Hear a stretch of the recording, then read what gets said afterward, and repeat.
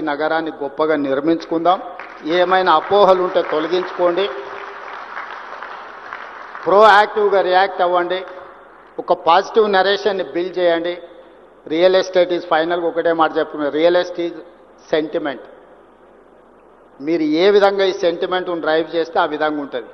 అదే ₹1,00,000 ఎకరం అంటారు, ఒక 6 నెలలు ఉరితే అదే ₹1,00,00,000 అంటారు. ఆ ₹1,00,00,000 100 కోట్లకు కూడా పోయింది. కోకాపేటలో నేను కూడా ఒకప్పుడు రియల్ ఎస్టేట్ వ్యాపారం చేసిన 8 లక్షల నుంచి 12 లక్షలకు కొనుక్కున్న భూములు ఉన్నాయి. కానీ అదే కోకాపేటలో ఈరోజు 100 కోట్లు, ఓ రోజు 14 కోట్లు అయింది, ఇప్పుడు 100 కోట్లు అయింది. భూమి అనేది ఒక సెంటిమెంట్, రియల్ ఎస్టేట్ అనేది ఒక సెంటిమెంట్. ఆ సెంటిమెంట్ను మీరు ఎంత పాజిటివ్గా ముందుకు తీసుకెళ్తే మీకు అంత ప్రయోజనం ఉంటుంది. తెలంగాణను ఒక సెంటిమెంట్ హబ్గా, తెలంగాణను ఒక డెవలప్మెంట్ హబ్గా, తెలంగాణ మీన్స్ బిజినెస్. వీడికి ఎవరైనా రావచ్చు, పెట్టుబడి పెట్టవచ్చు. మీ పెట్టుబడికి భద్రత ఉంది.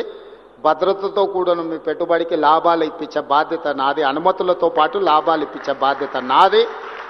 ఇంత మంచి కార్యక్రమాన్ని ఏర్పాటు చేసిన క్రెడై మిత్రులందరినీ కూడా అభినందిస్తూ రండి, మనందరం కలిసి మన తెలంగాణను అభివృద్ధి చేసుకుందాం.